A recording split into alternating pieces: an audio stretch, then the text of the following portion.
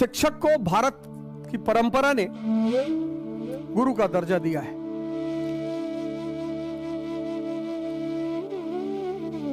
दिशा दिखाने वाला, और गुरु को भगवान का दर्जा दिया है।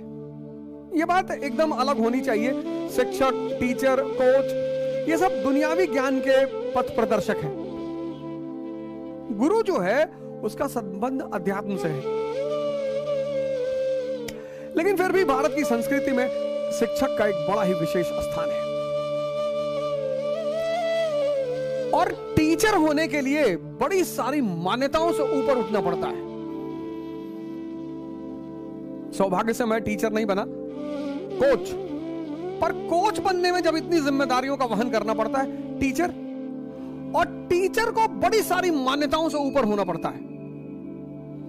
वो जातिवादी नहीं हो सकता, वो क्षेत्रवादी नहीं हो सकता, वो संप्रदायवादी नहीं हो ही नहीं सकता। मैंने बहुत सारे अवसरों पर क्लास में कहा कि जब आप मुझसे मिलने आए तो कुछ चीजें मुझसे कभी ना बताएं। अपनी जाति ना बताएं, क्षेत्र ना बताएं, आपके पिताजी क्या करते हैं ये ना बताएं। मेरा काम है आपको पढ़ाना, मेरा काम है जो मुझे आता है वो आपको बताना। शिक्षक के ऊपर इन सब चीजों का कोई प्रभाव नहीं पड़ता। और अगर शिक्षक किसी भी स्तर पर बायस होता है तो वो शिक्षक की गरिमा को खो देता है। मिस्टर ऑयटन भारतीय संस्कृति का मजाक उड़ाया करते थे स्कूल में। स्कूल के लड़कों ने पीट दिया। इंक्वायरी कमेटी बैठी। अब इंक्वायरी कमेटी बैठी तो सुभाष चंद्र बोस जी का नाम आया, रेस्टिकेट हुए। हालांकि चूंकि परिवार एक संभ्रांत परिवार था, शक्तिशाली परिवार था, तो किसी तरह से इस मामले को रफा दफा किया गया। लेकिन संस्कृति के लिए आवाज उठाना,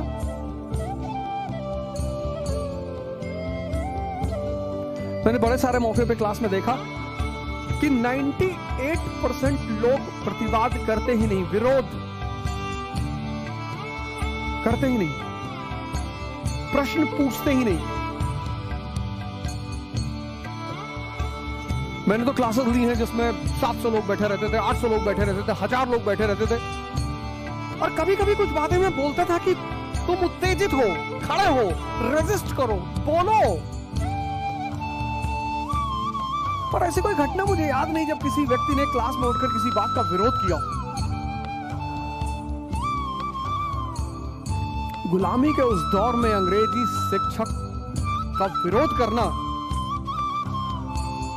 अपने कैरियर को दांव पे लगाना पराक्रम है।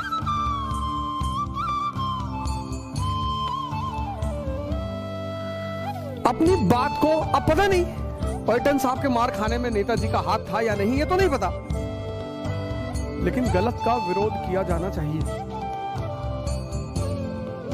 वो गलत कोई भी कर रहा हो, परिवार के सदस्य कर रहे हो, समाज कर रहा हो, शिक्षक कर रहा हो, बहुत बड़ी घटना है। आज का युवा तो लगता है विरोध करना ही भूल गया, जबकि युवा का मतलब ही होता है विद्रोही। Youth means rebel.